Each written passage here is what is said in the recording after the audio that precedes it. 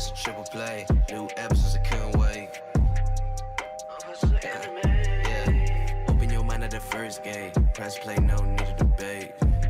AOA, check me out. Look, plugged in, you can catch the hype. Golden Dawn, how we follow the light. Anime like life, married to it, my wife.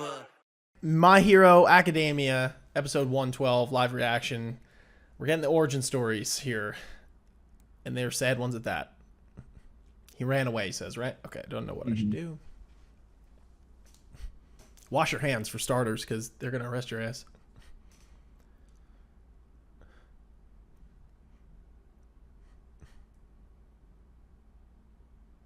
Oh, and everyone neglected him, too. Yeah, of course. Oh, my God. It's like, hey, there's like a 5-year-old walking the streets of Tokyo or whatever the hell. Oh, okay. Okay. Oh, God. All right. Yeah. I thought... Yeah. Nobody wanted to be that person. Wow. Oh, man. Shigaraki, I'm sorry, bro. You just had that villain look, too. You just been through it.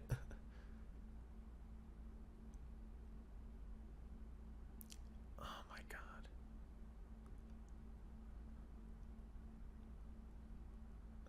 Yeah, everybody's just like, well, it's not my problem. It's like, it could have been, though. Like, you could have fucking done something. Like, just turn him into a police station or something. Yeah, right? Just fucking, like, walk away. I mean, like, you know, they don't know what he's going through, but, like... Oh, my gosh. This even puts another layer on it, too, because, like, besides the whole parent talk we had last discussion, it's like... he still maybe could have turned around. You know what I mean? Yeah. Like, if someone, anyone... Literally anybody but All For One found him. Like, For real. he probably could have recovered. Oh, you know? man. Damn. Oh, damn, dude. That even adds another layer, bro, for our conversation before, which I just was like, Yeah. oh my God. I was like, come on. We could have avoided this like so often. Literally has had, like, the perfect, like, primed, put in an oven villain origin. Like, everything that needed to happen for him to become a villain happened. He was ignored by all the right people and acknowledged by the one wrong person. Dude, 100%, man. Oh my gosh. Shit. My gosh, man. Come on, Deku, go save him. You know what? This makes me respect... This is going to sound funny and random, but, like, this makes me respect heroes like Batman that much more. Because, like, for all intents and purposes, like, you know what I mean? Like, I don't know. Like, I feel like he had a pretty, like, decent recipe for becoming a villain if he wanted to go that way, but he didn't. You know what I mean? Like, some of the heroes are just like, oh, my life's fine. I don't know.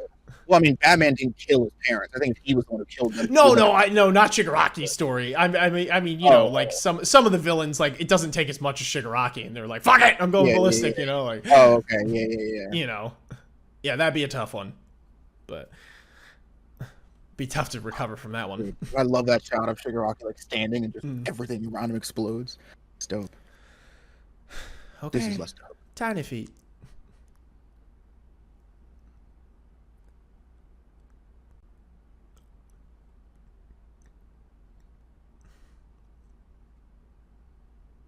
I want to talk about this after the episode, though. This is interesting to me. Oh. I was like, what the...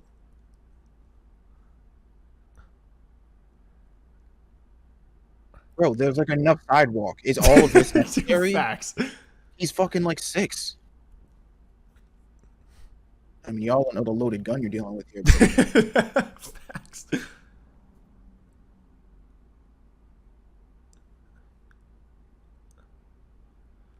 Okay, so this is very interesting to me, though, this whole itching thing. Oh, damn it. Okay, I want to, like, pay attention, but I also, it's, like, on my mind.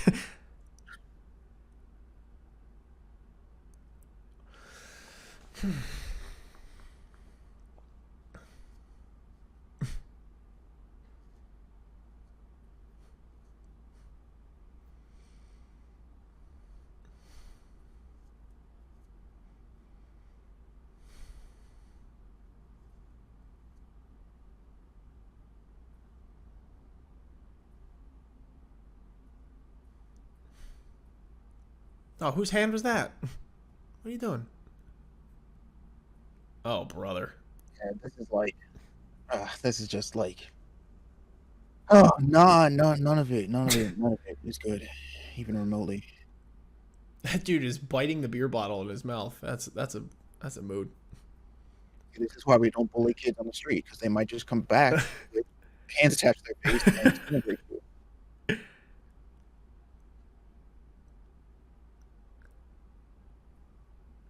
I love how they dehumanize these thugs too by not putting pupils in their eyes. I don't know if that was intentional, but it kind of made it feel that way for me. Mm. God, villain opera music. Insert.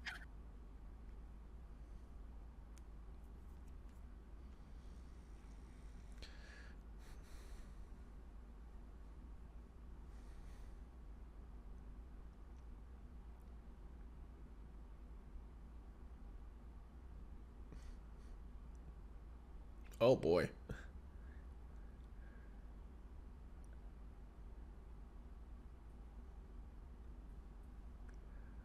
Oh, jinkies.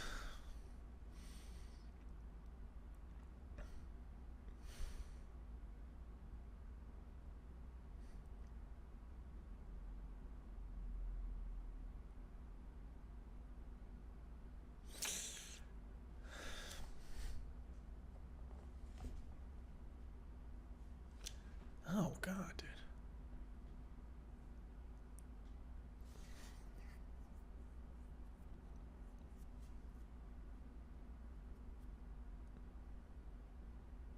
I was gonna say.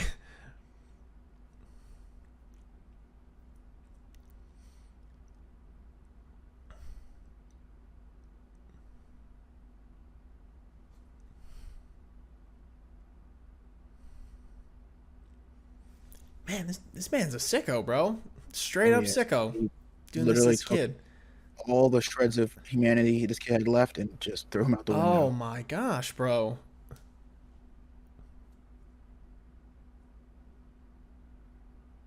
Oh. Dude, he literally names him after like bad words. Oh shit. Yeah. The tech. Oh my gosh. Talk about implanting yourself into somebody. Wow.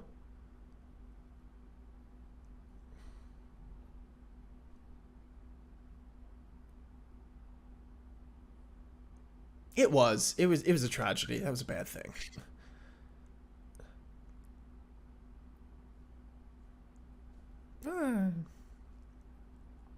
Oh. Oh. Oh shit, the hands are off. He said 100%. Alright, this guy's a villain. Oh, dude. How did he just swipe that away? Can he destroy the literal matter or lack thereof Yeah, that he so creates? Shigaraki's quirk it works different because it was technically like at 100% from the beginning. But as you just saw, with suppressing the memories of that trauma came suppressing the power. But now that he's like Oh. connected with it again, he's at 100% to the point where he can destroy shit just by like he can create a destructive force out of thin air. Oh. Okay, now I see why he might fight Deku. That's pretty nuts.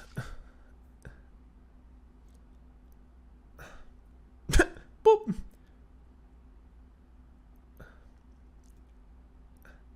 He looks pretty badass, I have to admit. It's so funny. If Reed Destro had some therapy, bro, he literally wouldn't have a quirk.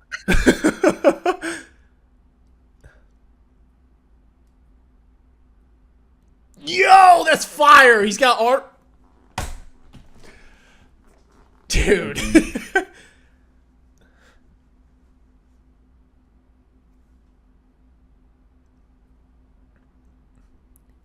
Oh shit. Oh no. Oh my god. Oh shit. What the fuck? That is sick. So you're just literally turning into Megatron. What? He literally turned into a Decepticon. That's so sick. Okay, this guy's like, I don't give a fuck. I'm awake. He's like, I don't give a shit about backstories. I don't care about anything. You're dying. Say, I'm gonna run your ass over. For twice his twerk. If you're like injured, you make a copy of yourself to carry you. That's crazy. Bro, can you imagine he clones the giant? Oh my god. Bro, they just send like 1,000 of them and they just body slam the whole city. He gets tonsillitis every time he wants.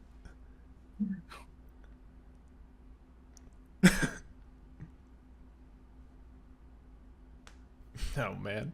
Alright, Doc. It's because we're like, look, I just gotta make sure y'all legit. You know, I'm not putting my credit card on the line for anybody. Oh shit. Yeah, he's all about that. This ice guy's like, anybody seeing this? Yeah. Like, hello? Is anybody on the line anymore? No, we're all just doing what we want? Okay. Shit, okay, this guy's way more relevant than I gave him credit for. Uh-oh. Damn! Whoa. Yeah. He literally just chucked a rock at him, bro. How did his mother birth him? Like, Painfully. That's the only like, way did I it can manifest think when he was 5 and he just exploded into this giant? Okay, this is insane. Holy the man shit. literally turned himself into a Decepticon. But it don't matter. Wow. Bro, I How do feel you so play bad it for like Shigaraki because his trauma, but his quirk, when it's upgraded, is just so fucking cool. That is crazy. So is he even touching him at this point? Yo, this guy. He's like, I'm back. Oh, he respects Shigaraki in some way because he's kind of the embodiment of what he's trying to achieve here. You know, even though their goals are different. Shigaraki just inadvertently, he just does that naturally. Yeah. Yeah, he's just broken his himself. chains. Yeah. So he's like, yeah. It's like, you're my enemy, but like, you're kind of dope. Yeah. Oh, wow. Yeah, how's that going to work? Oh, damn, he looks crazy.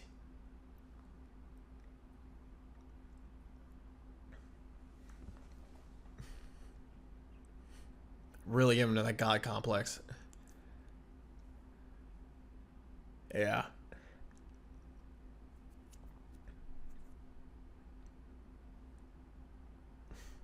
What is his goal, bro? What the hell is All For One's goal? Because he is just a degenerate to like the up 10th degree. Holy shit! This guy's like, huh? Yeah, and you know if you can scare him.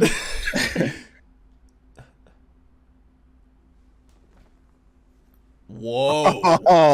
Oh, they cut loose. Oh, they needed to too for this. Yo, this episode. guy's They cut freaking loose. gliding on a freaking table, bro.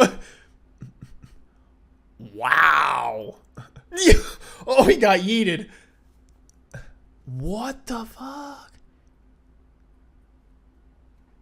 Wow. He just went like nuclear. That's insane. He just hooked that whole city. Holy crap. Holy Oh, that was hell. dope. That was dope. That was pretty sick. Holy shit. He's got the perfect quirk for what he's trying to do. I'll tell you what. Okay, he doesn't seem to be affected. He's affected mentally, I'll tell you. Yeah, what. he might be affected in the head. Okay, first of all, Redestro's jacked. I did not think this dude was this big. Holy shit. Okay, he did have to destroy some of his body. Oh, did he cut it? Did he get his feet? Oh, he cut them off. What a Damn. savage! He cut his own fucking feet off, so he did. That's badass. Why are we fighting again? Oh, he looks way more badass now.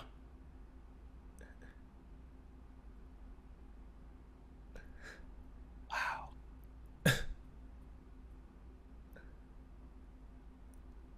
How are you guys not dead? Oh shit, politician man. So everybody's getting a buff. Yeah, everybody got the buff. Oh shit. Oh, why? Wow. Why though? Oh, did he stop them? Wow. Holy shit.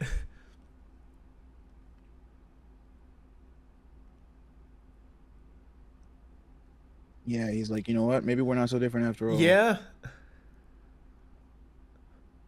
It's crazy. All you guys had to do was blow up a city and kill people to find that out, but whatever.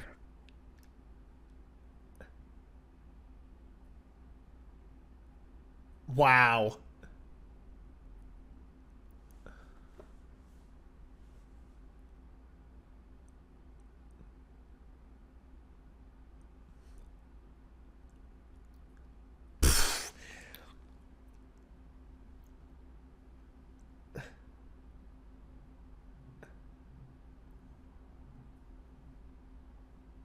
What?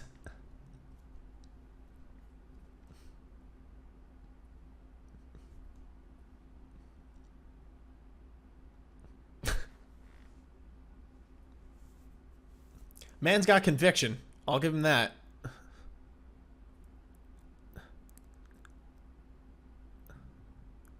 Wow. Wow. Talk about an upgrade to the squad, though. Oh. Oh, damn, I kind of want to see this giant cut he loose. sees it too. I kind of wish the giant fought the Redestro. That'd be crazy. Oh, sure. Yeah, remember one of their biggest problems was like funding. He said, "Yo, hook me up with a pad, and you got yourself a deal." Yeah, right? He's like, honestly, I'm just like kind of broke. So, like, Yeah. if y'all can help me with that. Yo, I think I got it. he's like, "Yo, you guys got a company card?"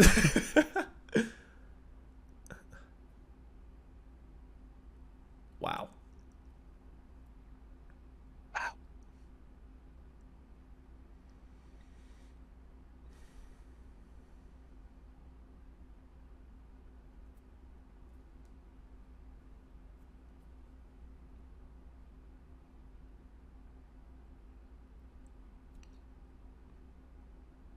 Whoa.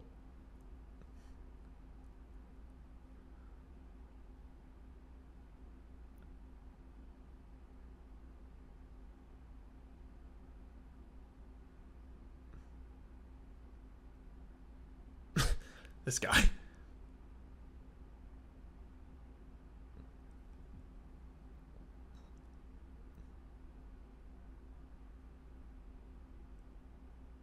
Are these real residents, or are they just setting it up? They're already part of the Liberation Army, and they're just like faking Well, no. So they're talking about. Hold on, I'll address it later. it. All right. He said, "Come off it."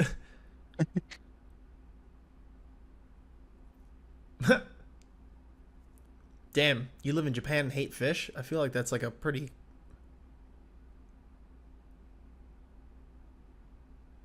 Oh, I was gonna say... oh shit, she's got the eye patch and shit now.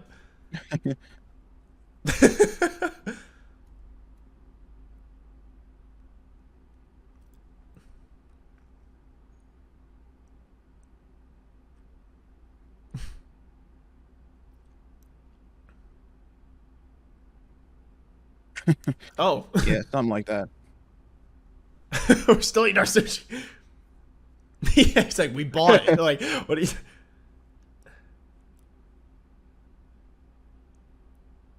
Our sponsorship.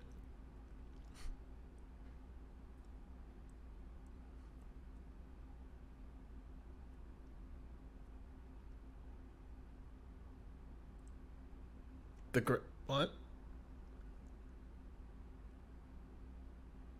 Why'd he just hesitate? Who's the Grand? What was he gonna say there? Well, he was saying the Grand Commander is the guy that we fought. This guy. But he's saying like him and Destro are one and the same, basically. Are you kidding me, bro? This man got the hookup. Holy shit. Are you kidding me? Dude, just wait, bro.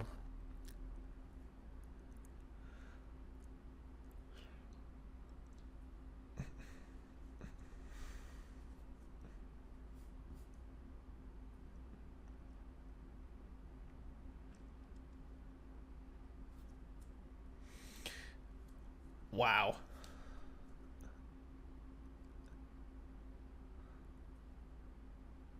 Dude.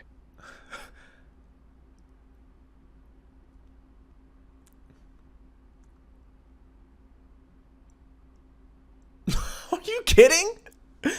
I thought they were just gonna partner. I didn't think he was gonna be like, I'm stepping down. You have it.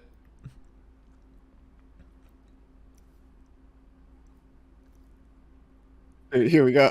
This is oh, this is so cool. Oh, he looks whacked, bro.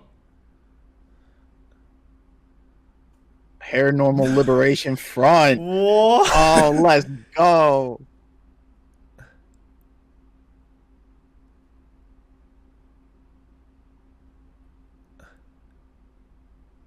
Wow. Dude.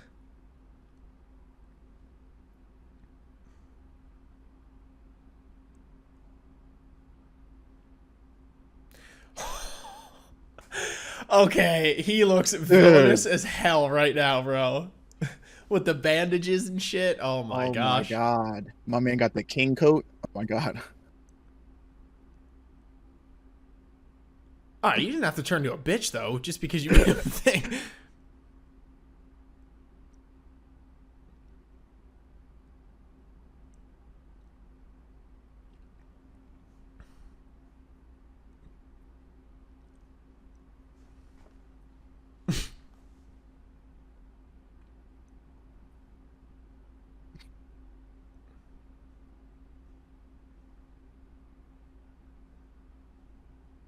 Yeah, I would say he passed.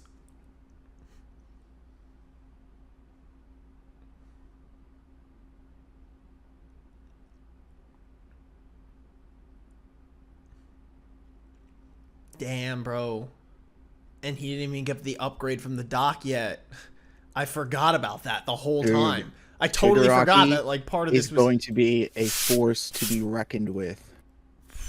Holy crap. Oh man, wow. dude. Oh man. I remember oh fuck. I remember seeing that shot in the manga, that panel where like the League walks up on stage with the Liberation Army and just like the way they paneled it, bro. Oh my god. I was genuinely goosebump ridden. It's just so like oh dude, the upgrade is insane. They got such a huge upgrade, bro. Wow. Dude, and Shigaraki finally like fits the role of leader of these villains now because he's got the king cape and he's the suit. Like, yeah, bro, my they man did him is up, bro. decked out. They decked him the hell out. That was wow, what an episode. Okay, first of all, a couple things to talk about. Excuse me, because I wanted to talk about them in the midst of the reaction, but it was too difficult because things were moving pretty fast. Yeah. But number one, scrolling through the episode here. Number one, just reiterating again, Shigaraki is like the perfect storm of everything needed, like sugar, spice, and everything terrible, like to become this ultimate villain. And it's even crazier to me within the first 45 seconds of this episode, we see that yet again, it's not guaranteed, but yet again, there was another chance for him to be turned, maybe turned, if he was, you know, picked up by just the right person, anyone that could have guided him in such a way, and everyone ignored him, except for obviously, you know, the worst person ever. Which are we really surprised, right? Because he's gonna obviously feed on that trauma and that crazy stuff that he's going through and spin it to his advantage because he's a scumbag. But that, man, it's just like, it's so crazy, man. I mean, I don't, you know, we went into a whole crazy conversation on the last episode. You'll definitely want to watch that, even before this knowledge was here, at least for me. But, you know, so true, man, that it's like, you don't know what people are going through, and it's like, just being there for someone, man, just being there, just smiling at someone when you walk by them on the street, you know what I mean, can work wonders. You know what I mean? If a 5-year-old kid is wandering around in New York City or Tokyo, like, ask the kid where his parents bloody are. hands. Yeah, with bloody hands. Like, take him to the cops or something. You know what I mean? Like, you gotta, like, come on. It's just like that for starters. That what do they call it? It's that like mob mentality, right? Where like everybody sees a very clear and present problem or issue, but always assumes that somebody else will jump on it or handle it. So as a result, nobody ends up doing anything because everybody's like, oh, a cop will, like, I'm sure once a police officer sees him or once a hero shows up out of nowhere, they'll handle it. And it's like, what if they never come? Like, help this kid. You know what I Be the mean? change you want to And see. I think that's to make a, we can go bit by bit with the episode, but just to bring that point to something that gets brought up later, I think that's why so many of the people, the regular citizens of like the city where UA is and where our heroes are actually so enthralled and amazed, so to speak, by the fact that so many of the civilians with quirks took up arms and decided to use their quirks to fight for their city. Yes. When they hear the story, because again, it's this idea that like some people believe that like heroes are put up on too high of a pedestal, or that these authority figures, even the cops, where it's like if there's a problem and you have the ability to handle it, even as just a regular person, like do something about it, you know. And so that's an interesting parallel. Yeah, no, that was cool to see that, further in the episode. And I was confused for a second because I was like, wait, was that legit? And what you're saying, it was. So yeah, even more so. And it also highlights someone like Deku, and it really just, again, there are some people that really rag on Deku in the, some of the fandom. He's pretty split because his personality sometimes could be, I understand it. It's a little much at times, but man, I really can't see an argument for anybody else being more deserving of the power that he got, because especially seeing it in this scenario with Shigaraki's backstory, Deku is the complete antithesis to that, and the definition of a hero in the sense that he did not even have a quirk, and his body moved on its own, not waiting for anyone else to come, and doing his best to save someone. In that case, I believe it was Bakugo against a villain, for all intents and purposes, that was, pretty strong. That's aside, right? Like, that doesn't even matter. The point is that, like, he moved, he did something. Yeah. And like, that to me is just what solidifies him as so worthy of having this power. Was something interesting to see. I also had I kind of want to talk about this in context of the episode, but also the manga too, in case there's anything, because if you guys have been watching our reactions, you'll know that Isaiah has read the manga, and that this arc specifically, I'm sure among others, but has done a good job, I guess, at like hitting the major plot points that need to be hit, but has also had to omit a lot of things in order to expedite this in the course of 5-6 episodes, whatever. So a lot of things are left out, and some crucial things, quite frankly, from our talks, in my opinion, have been left out, unfortunately, in order to make this more accessible. But so I'm asking questions here in light of it, and I'm curious to know what the manga does differently, if anything differently, and what we could take from that. So my first question here is with early in the episode, after the OP plays, and we see Shigaraki and his beef with the thugs, and how obviously All For One is like coaxing him into being the worst version of himself, right? You know what I mean? Like letting loose on all that kind of shit and just being yourself. Now, depending on how you look at it, if you're Redestro, that's actually the best version of yourself because it's you. But so one thing I find interesting is that Shigaraki seems to, even without the coaxing of All For One, has a urge to kill, for lack of a better term, or to cause harm, or to whatever, to people that he deems wrong him. Now, obviously they wronged him, but like, and it's indicated by this itch that he has perpetually. So I don't know if they go more into that into the manga, but like, All For One doesn't seem to be necessarily instilling a version of himself that, like, a false version of himself. He seems to just be coaxing along the already dormant violent tendencies that Shigaraki has. And obviously if he had met the right person, those things that might be something he had to contend with, but he maybe could reverse that and do whatever. But it does seem like Shigaraki, even from a young age here, has the desire to kill. And I don't know if they go further into that in the manga, if it's more of like, well, it's kind of more of a Shigaraki thing and All For One is just exploiting it and just being like, yeah, go for it, like keep going. Or if it's more of like an All For One kind of consistently like lying, and it's like maybe the itch isn't that, but he just is saying that it's that. I didn't know what to think on that part. I didn't know who was it's kind of, I don't know. I want to say it's like half and half, but I personally, at least from like, interpret it a little bit more like on All For One, because you have to remember, like, and I think that this can't be overstated, is that Shigaraki's a kid, right? So Yeah. these things are happening. You know, you're in this world. Your quirks are a extension, you know, to an extent of your personality, right? There's a part of like your quirk that sort of like connects to or speaks to a part of your personality. Now, everybody's personality isn't like the entirety of their, you know what I mean? Like one trait of your personality is not all you are. Most people are multifaceted. So his quirk has the ability to decompose and destroy anything that he touches. I think with the context that we've got from his backstory, again, that's interpreted as like, oh, that's an evil quirk to have. But quirks aren't anything by themselves, right? That's kind of like saying, oh, you can create explosions with your sweat. That seems like a pretty evil thing to do. Sure. It's all about application. So Shigaraki's quirk has the ability to decompose things, I know, on a molecular level, just by touching. That itch is his quirk, like giving him the compulsion to want to use it, to do that, because it can do something that, you know, that powerful, that insane. There's a little bit of like sort of the history of quirks and like how.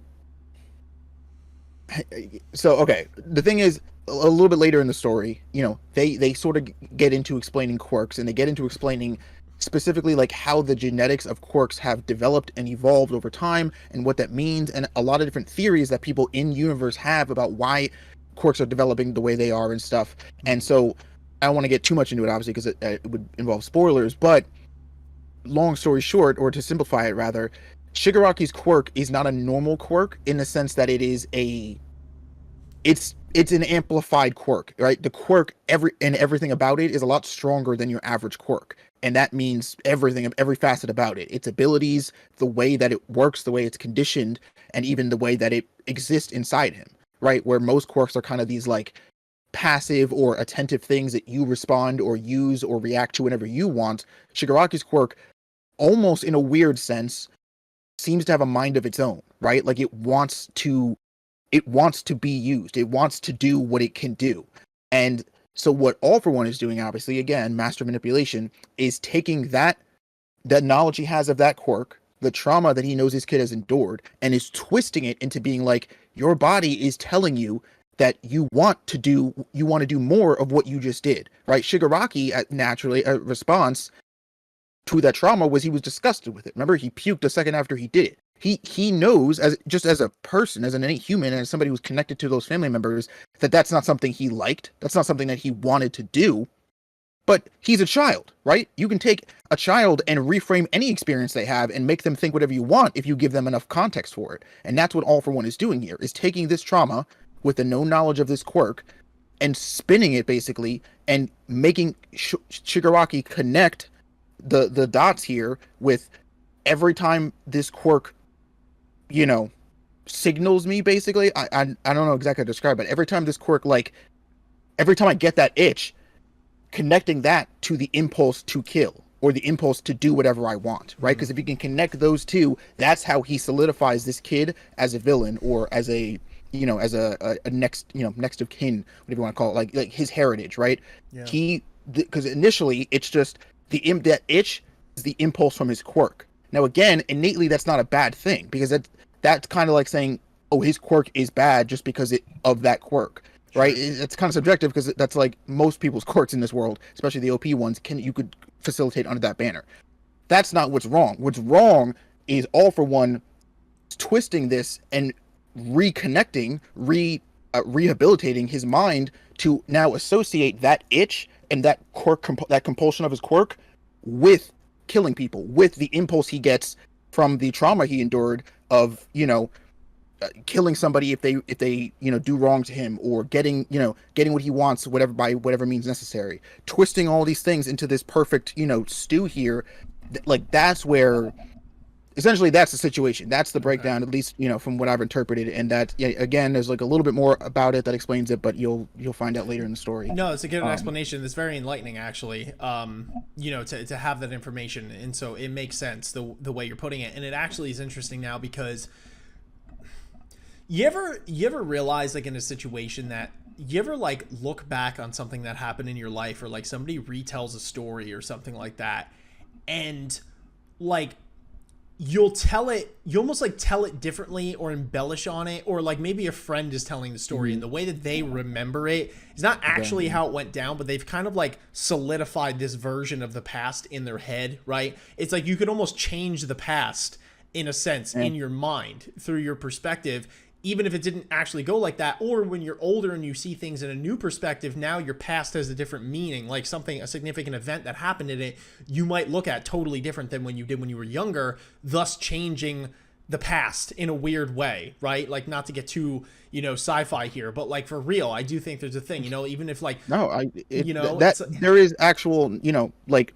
there's legitimate science behind that, right? Even so far as like your friends retelling a memory, every time you recall on a memory or think back to a story or retell a story, you will never think about or say the exact same story 100% like identical each time. Yeah. Especially the more time goes in between each retelling, because your mind does this weird thing with memories where it recontextualizes and reprioritizes the memories you want to keep over the ones you don't. So if you have an incident that happened to you and let's say 3 good things happened in that day and 2 really bad things happened on that day, your initial recalling of the event might put those things in the correct order and give them the importance that they need for that incident. So like, really good thing happened, then really bad thing happened, then second really bad thing happened, then really good things happened. But and this is all depending on your experience and your environment, the more times you recall that memory and go through that story, your mind, as an effort to protect you, will reprioritize those memories so that maybe the next time you tell it, actually, I think it was the 3 good things happened and then 1 really bad thing happened. And then maybe the next time there were no bad things, or maybe the next time the bad thing happened first, but it wasn't really, you know what I mean? So yeah, there is some, that is like true. Yeah, no, it's pretty incredible. And, even on like a smaller scale, you think of like say you go to watch a movie, right? And it's like a 2-hour movie and you're watching it. And for the first, hour and 55 minutes, you're like, wow, I'm really liking this movie and everything there is about it. Like, I really like this movie. And then in the last 5 minutes, say the ending is like trash. Like, it's utter trash. You know what I mean? Like, it's so bad that it puts a sour taste in your mouth. And now you're like, well, no, I didn't like that movie, right? It almost like recontextualizes what you just lived through because of like what happens in a future sense. Anyway, the reason I'm bringing this all up is because I actually wonder now, it's interesting because we get Shigaraki's backstory through Shigaraki as an adult now, right? He's like 25 or something in the story, if I'm not mistaken, in his 20s. And so taking what we just explained and, we're talking about into account here, it's interesting because he's telling the story from now his perspective that he has. So when he says things like, oh, well, when I was looking at it, like what I looked at, this thing that happened in my past wasn't a tragedy. It was something good. That was a point in the show where I was like, ooh, man, is this really All For One convincing him? Or like, did he just kind of like have the serial killer streak from like birth? You know what I mean? Like, he's just kind of like been hiding it. But when you think of it like that, like we just explained, there actually is something to be said about where it's like, he might be lying to himself in a sense of like how he really felt, or forget really about how he really felt as a child in that present moment with that experience. He's just telling himself in a future way that I was glad to kill them. I felt great when I did it. Like, they deserve to die. And so like, I do find that very interesting. You could really go into like the psyche of Shigaraki, you know what I mean? And like, okay, absolutely. Well, like, did he really have those evil tendencies to begin with? Whatever. And I think you explained it really well with, the information of like the quirk itself. There's like an itch for the quirk, and that All For One is like morphing that into, oh, well, the itch is to kill someone. You know what I mean? The itch is to hate or to whatever. And I feel like that's really interesting and leads me into my next point of like how much of a freaking scumbag All For One is. Because like, you always knew he was, he was like the big bad, and through like the small amounts that we get in his backstory, through Deku's inner, mind monologues and all that kind of stuff with his brother, we see that he's not a savory guy. But I think this episode, this small amount that we got of him in here, really just put the cherry on top for me as to why this guy is a scumbag, and why he is a villain. Because what he does earlier in the show is like not much, besides we know he's the antithesis to One For All, and that he's clearly a bad guy, and that he, he's giving people powers and he's not giving people powers, and his brother has beef with that. But like, there really is no like, like reason, or like we don't see anything that's like, okay, over the top villainous. This, I think, is the example of that. Like taking a child who has no sense of like is looking for a sense of direction and mentorship and guidance, and has the inherent ability to choose the good if he's directed in such a way after this terrible experience he's had, for someone to come along and just take advantage of that completely and utterly and then make a literal monster out of this kid, for I don't know what reason, like that's the definition of dirtbag. Like that he is a villain.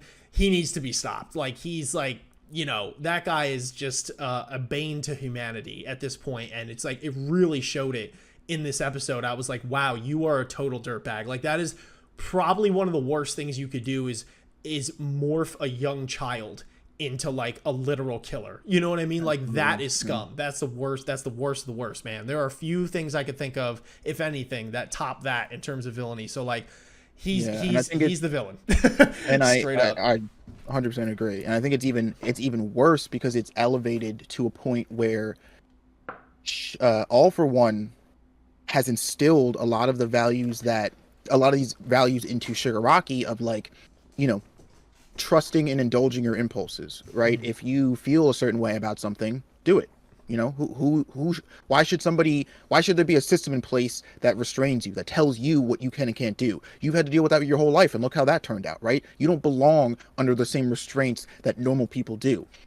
A lot of these thoughts and notions are akin to a god complex, which is not only something that we see in Shigaraki now as he's, you know, getting older now and he's developing, and he's sort of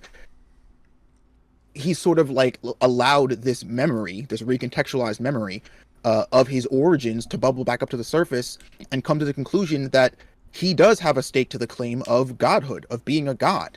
But you see those things because they're echoed in All For One, right? Who other than somebody who believes themselves to be a god feels that they have the right or that they should be allowed to meddle with someone's life like that, right? Because I would even go so far as to say that to All For One, Shigaraki doesn't mean anything. Like there's no genuine feeling there, right?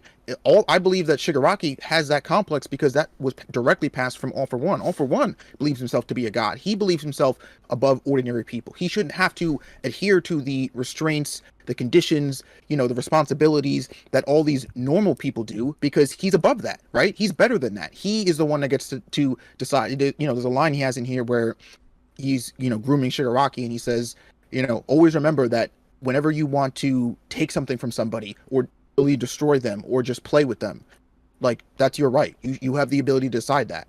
That core concept to this god complex that they clearly both share is, I think, what's at the core of specifically All For One's villainy, right? Because we talk about like All For One is a villain, he's the worst of the worst, but we talk about what's the motive. And, you know, obviously I'm not going to say anything. I know a little bit more behind it, but what I can talk about is that, because even that is rooted at the core of his ultimate goal here. All For One believes himself to be genuinely above the average person, even the average hero. All For One believes himself to have the right to play with, toy with, manipulate, destroy, or create whatever he wants, whenever he wants. Yeah, he's truly evil. And I mean, I know you know more, so I won't press you, but that is something that now has piqued my interest even more so. I want to know what All For One's goal is here. Like, what's the end game? You know what I mean? It's just, okay, I'm going to be God and I'm going to mess with people at my whim. Sure. But it seems like pretty surface level. Like, the guy's been around for quite a long time. He's fought through generations of One For Alls. You know, like, there's got to be some sort of grandiose plan. Otherwise, what the hell's the point, right? It would be pretty lackluster ending if we didn't, or, you know. So like now I'm even more curious to know what the hell the end goal is here, right? He's morphing Shigaraki has already morphed him into a literal killer. He's passed on this god complex to him in a different sense where he's just a god of destruction, you know, in a sense. You know, and then, you know, he's defeated and he's in jail now, but he's like, but, you know, he still seems like he's pulling the strings. Like, what is the deal here? And the more I see it, like, the more I can't help but think, you know, that I don't think that he maybe that, I don't know if he respects Shigaraki, but I really think that he's using Shigaraki here, and I really think that he's the Kaguya behind the Madara, you know, like, you know, type thing where it's like, Shigaraki's going to be like, okay, yeah, I'm like big bad, I'm king, I got a pimped out suit now, and you know what I mean? Like, I'm looking fly as fuck. You know what I mean? Like, I'm going to destroy everything, and All For One's going to swoop in and be like, thanks for all the legwork. You know what I mean? Like, now I'm going to do what I wanted to. I gave like, you that suit. Yeah, exactly. Like, that suit is borrowed property. Like, I can't help but think that, because if Shigaraki's goal is just to destroy, I don't think that really lines up with All For One's goal in the end. I just don't know what it is. So that's very interesting, and that's really piqued my interest here. But he is a true scumbag. I do want to point out, I'm very disappointed that Giga Gigantor, whoever the hell his name is, did not fight Redestro, because I feel like that was missed flavor to have the giants beat the shit out of each other. I really wanted to see Giga Man just like cut loose and like see how that would have gone. But that's just a personal thing. I'll get over it. I thought I just really wanted to see that man cut loose. But anyway, Shigaraki, not gonna lie, kind of looked like a badass here. I mean, again, he has not gone on the right path. I'm not condoning anything he's doing. Quite frankly, I think he is utterly lost, which is hilarious, because he is referred to by Redestro as the complete opposite, as unshackled. So he might look at me or someone like that and be like, no, my friend, you are lost. Like, I'm being me, right? This is what I want to do. So fair enough. That's a whole 5-hour philosophical discussion that I just can't have right now. But that's my opinion on it. I think he's a little just like, all over the place. But physically, and just this fight is badass. You know what I mean? It's really cool. Redestro, I thought, was sick with his like Megatron suit that he put on, and like that whole fight was just really badass. And seeing the character development, I guess, from Shigaraki there through the course of this fight was just something to behold. His quirk, is insane. Now that we've like the gloves are off, quite literally, and he destroyed them, like he's kind of had his twice moment where he's just like, oh, okay, it all makes sense now. There's still more to go. Yeah. In terms of power. The doc is going to power him up. So he's already at like, I'm going to destroy your city by touching the ground. Now, granted, it does mess him up from what it looks like. It's almost like a Deku thing where like, when he was, breaking his arms and shit. So it does come at a price. But he definitely inflicts more damage than he receives. So that was a crazy fight. That was something awesome to see, and I have to say, I really like. It definitely puts him more on par now, with somebody like a Deku in terms of just a overall fight. Because Deku's had quite a few upgrades, but I would now contend that Shigaraki's in a position to give that kid a run for his money in a straight one-on-one. Yeah, I totally agree, because I was saying like a couple episodes back, quite a few episodes at this point, I'm like, dude, I don't see how Shigaraki lifts a finger to Deku. Like, once we saw Deku's upgrades that he's got, and I'm like, dude, he's got like 6 more quirks in the tank or whatever the hell it was. I'm like, how? Like, he's got to touch him? Like, good luck. You know what I mean? Like, Deku's like the Flash and Superman combined. Like, ridiculous. But now that we've seen this and the information that we've got, he definitely has gonna give anyone a run for their money, because it doesn't matter if you could like make hurricanes with your fists. If you're even touching the ground within like a 2-mile radius of where he's touching, you just die. You know what I mean? Like, instantly. So like, that's pretty good. He has the insta kill ability. That seems like a pretty good ability to fight against One For All. I mean, I could definitely see how they duke it out at this point and how that makes sense. But yeah, that was really insane. Then I guess the last talking point I want to get to here was Redestro and his abdication of his presidency, him stepping down to make Shigaraki the man in charge. So I have like mixed feelings about this one, because I'm like, at first, and I still kind of think I'm like, wow, I gotta give it to Redestro, dude. Like, that man is committed to his mission. Like, say what you want about him, like he's a villain and all that kind of stuff. I gotta say, I like him, just as like in terms of his goals. I don't agree with them, but like even more so than someone like Shigaraki, because it's like, dude, the guy just like he is committed to a T on this. But it's so interesting because there's this dynamic again with Shigaraki,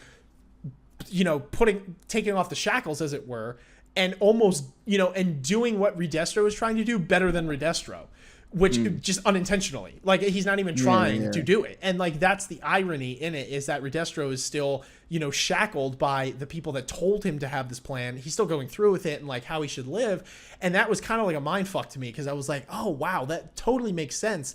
And so it was like, in a weird way, I don't want to like give him too much credit, but it was like kind of big of him to, I think, step down in that moment, because he's so committed to his mission that he's like, this isn't about me. Like, I'm willing to step aside as the leader if I think you can do it better, because I genuinely believe in what we're doing here. So, you know, I gotta tip my hat to him in that way. I'm a little upset that he kind of turned into like an intern, just getting coffee for, you know, Shigaraki when he wanted to. I'm like, dude, you didn't have to like give him your balls too. You know what I mean? Like, but whatever. That's just a personal thing. That's the you know, whatever. Like, would you like some tea and my nuts?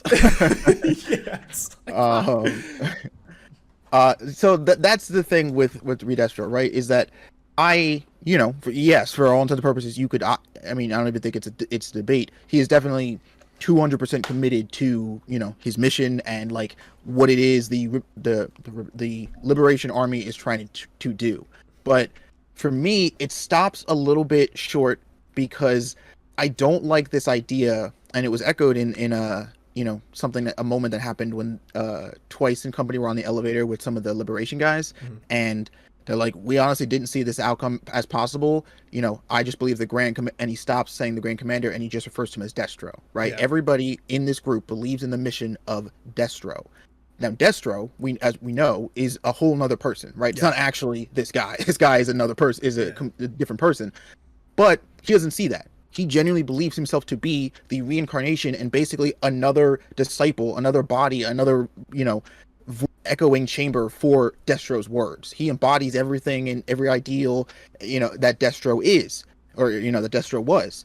And so for me, it kind of falls short, at least as a villain, because I don't like characters that get so consumed with another person's identity and personality and stuff that there's nothing of them left. Like, I don't actually even know who this dude is outside of the Destro and the Liberation Army. I would even go so far as to say, now I don't know, I mean, you know, I guess fair enough, you could claim that he does, like, you know, he does genuinely feel this strong about the Liberation Army and their goals, and that's why he took on this identity. But similarly akin to Shigaraki, I would even go to argue, to play devil's advocate, that there's been some manipulation on his part, and that he might not even, the person that we are seeing, you know, that guy, I don't even know if he's about what Redestro was as much as Redestro, right? Because it's easy, you know, I don't know his backstory, you know, we didn't see any of that, but it's easy to assume, I think, that if this guy was manipulated or coerced the same way that Shigaraki was to All For One, as he is to Destro, you know, I could see a world where this guy is now living in some ways he's an example of what Shigaraki could become if Shigaraki ends up so consumed with becoming all for one's you know, successor that Shigaraki loses any sense of himself, right? So I like I said, I definitely think it's cool, and like I said, I think you can play both sides there, but like, I don't know, there's something, he's, you know, just aesthetically he's a cool villain, but when the characters get so like, no, I'm not even me, I'm like this other person, I'm like, I'm the embodiment of the ideal. You know, that's interesting that you say that, though, because I feel like that was part of the reason, maybe I'm overreaching here, but I think that was part of the reason that Redestro steps down, is because I think part of it is he realizes that he's like, oh wait, I'm not being myself completely. I believe in this mission, but I'm just trying to be a second Destro. You know what I mean? And I don't know if he says that explicitly, but I feel like it was kind of implied that, like, exactly what you're saying. I think he realizes that he's like, oh, this is why Shigaraki can do this better than me. I'm not actually stressed because I'm like, wait a minute, why am I fighting you? You know what I mean? Like, you are the literal embodiment of what I'm trying to do right now. And, you know, I'm not, because I'm kind of going off of these other people's words. Like, is this what I want to do? You know what I mean? Is this who I want to be completely? I think that because I'm so caught up in being like Destro himself, that I took his mission to literally in the sense that it's like, now I'm not me. Like, I could still love this mission and the ideal of it, but I don't have to be that person. So I thought that was really cool. And I think there's like, and you know, you could argue it both ways, and I think there's, you know, it would make sense probably in both ways. You know what I mean? It'd be hard to argue either side, but that was a really cool thing. And you know, he props Shigaraki up as the actual leader, which I didn't expect that. I thought he was going to just be like, okay, you are the perfect embodiment, so you're going to be the face of it, but like we're going to be partners. Yeah. You know what I mean? Like you're going to be the poster boy for what it is we want to do, but like we kind of had a whole thing here. I've been working out this my whole life. Like we're going to be partners. I didn't, you know what I mean? Like you literally just came in 5 minutes Man, ago. I got a 401k wrapped up in this. Like, like I got benefits. You know what I'm saying? Like, yeah, like that. You know, that's what whatever. I was taken by surprise on that one. I was just like, oh wow, you just like ditched. I mean, he's there. He's one of the top guys, right? Because he's on the stage. He's a lieutenant, I guess. But like, I was like very surprised by that, and I was like torn because I was like, okay, well, like it makes sense, right? That like Shigaraki's doing this the best. He's being the literal embodiment of what you guys are trying to accomplish here. So it would make sense that you would at least want him to be at the forefront of being like, hey, be like this guy. You know what I mean? Like we want the whole world to be like it. But it did. But I was like torn because I was like, I don't know, because now I feel like in a weird way, it's like, you're like, oh, this is so hard for me. Cause it's like, he's furthering his mission, but he's also detracting from his mission at the same time, in the sense that he's like, he's being true to his word that he's like, okay, someone like this, who is them totally and completely themselves, will be propped up to a status symbol. But at the same time, Shigaraki's goal, it doesn't line up with his. So it's like, that's what I get at with this character, Redestro, because it's like this philosophy is so weird, because I feel like there's so many ways that it just falls on its head.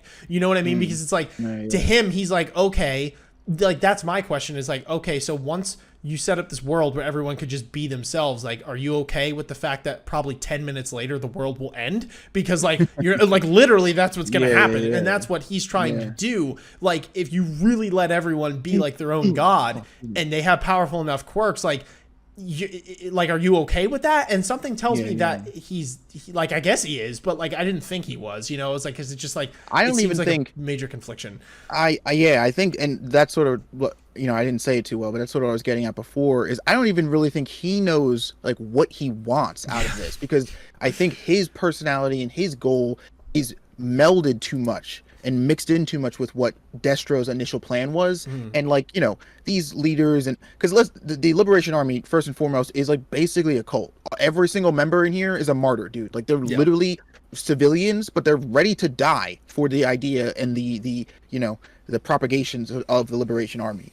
These, whatever vision Destro had, is and always was going to be limited by whatever time period he existed and grew up in, right? So like, you take those ideas and you mesh them with whatever it is this guy's was, however intertwined they may be, and I think this character is what you get as a result, is this guy who's like, yes, do everything for the mission, but it's like, dude, if you sit down with him and ask him what that mission, what the end goal of that mission looks like, I don't know if he'd be able to accurately tell you, or if he could, I don't think you would like what you hear, because I don't think he knows. Like, I think he's so, at this point especially, he's so just concerned with like doing what's right by the Liberation Army and doing and completing this mission, that I think he's a little bit less concerned now, or even less unsure of what the end goal looks like, what the future after the mission gets completed looks like, which is definitely dangerous, because it lets people like Shigaraki and, you know, subsequently All for One and whoever just kind of come in here and be like, all right, we're going to use all your funds and stuff to do our shit. Yeah, I think it's like he's in love. Yeah, like he's about the idea or the theory of like, of just the theory, the idea of, okay, we're going to not be judged by our quirks, or rather, we're not going to be judged for using them, or whatever. But like at the end of the day, like I don't think he's really thought through of like what that looks like when it's put into practice, because it's just like, it's just so unpractical. And like at the end of the day, I don't even think, like, the idea isn't even now, oh, well, we're going to not judge people for using their quirks. It's almost like, I want a society where just like the strong are at the top, right? Because that's what it just evolves into. Because when you have people like Shigaraki, it's like, well, I can't fault him because that goes against my code, because he's being his truest version of himself, but he also wants to destroy the planet. Like, okay, so now you kind of have to just let him do that. And if someone stronger comes along and is like, well, my goal is that I'm being me and I don't want him to destroy the planet, so now I'm going to kill his ass. You know what I mean? It's like, okay, they'll duke it out. But it's like, at the end of the day, it almost comes down to like this power struggle where it's like, okay, the Exactly, strong yeah. survive. It almost becomes like, the, like devour the weak type thing. And it's like, no, just go all out. But like, if you can't hang with like what other people want to do, you can't judge them, you're going to die. You know what I mean? So it's like, it's this very weird thing that just like in reality, I'm probably looking too far into, the anime, you know what I mean? Like, but again, like the manga creator obviously has something in mind and like he's going through with it. But like, it's fun for me to try and break these down. But like, yeah, his plan in general, I mean, both of their plans in general, I could get with his plan a little more because like, I don't know. I don't think it really makes sense, but like at least he's trying to do something. You know what I mean? Have something. Or Shigaraki just like blow it all up. But like even when you break his plan down, I'm like, what? I'm like, hang on. I need like a chalk and a blackboard here, and like y'all need to like write this out, and like we need to figure out how the hell this works. For those of you who watch our channel from Tower of God, it just feels like he basically wants to make the cage. He just wants a society that is dictated by nothing more than who is the strongest, but also most like purely free version of themselves, right? If you are a psychopath and you have murderous tendencies and you just want to do every evil and despicable thing under the sun, but you're also happen to have the most busted quirk in existence.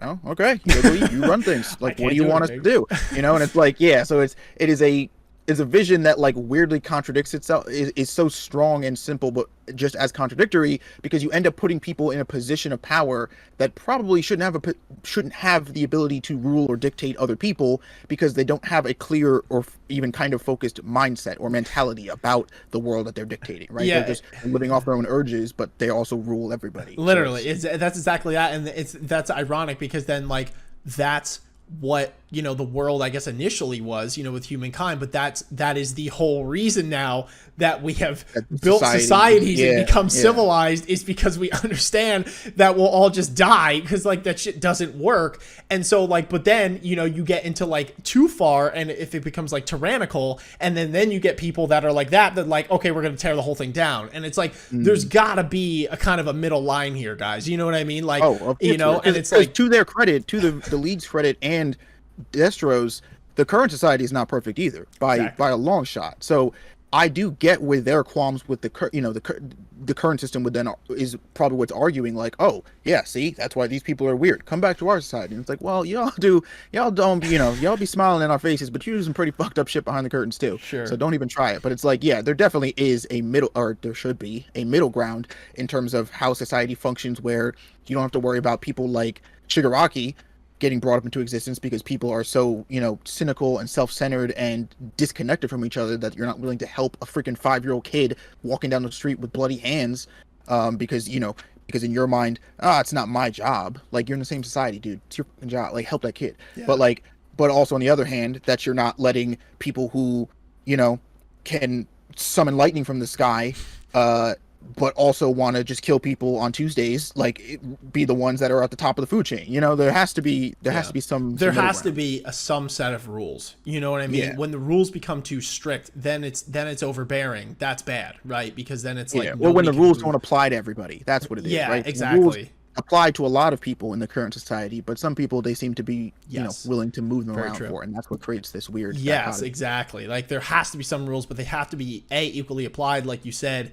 And B, they can't be too tyrannical, because then it just like it produces the opposite effect. But there also just can't be no rules, at least if you want a functioning society. You can have no rules. You just have to understand that you're all probably going to be dead within a month. You know what I mean? Like, whatever. Like, good luck. You know what I mean? Like, like, good luck. But like, realistically, if you want, like, it just, his whole philosophy, again, I'm a 26-year-old dude who really knows nothing about the world, but just from my limited experience, it just doesn't seem all that practical, his plan at that point when put into practice, because it's just like, I don't understand how the fuck that works. You know what I mean? It's just too volatile, especially with the inclusion of quirks in it as well. It just ramps it up to like a whole new level of crazy, because you got the giants running around, people exploding buildings, like, it's just mayhem. You know what I mean? At that point, we're just living in Jurassic Park. So anyway, but that's our post-episode rant yet again / podcast, because we went for like 45 minutes again, so why not? This whole arc is a banger. Yeah, this is a great arc. This is probably my favorite arc within the season, I would say. I was just telling Isaiah before we recorded, I'm like, dude, I feel like we've been watching this for like a century. The season has gone so long, but we took an extended break from watching it and then have been kind of catching up, so it just seems like it's going longer. But I'm forgetting some of the arcs. It was just basically the training was the first one, right? With them at the school to test that arc. And then it was the Endeavor one, right? And then it was this one. I really like the Endeavor one. That one was really good, but I have to say, if I had to choose, I think this arc has really taken the cake.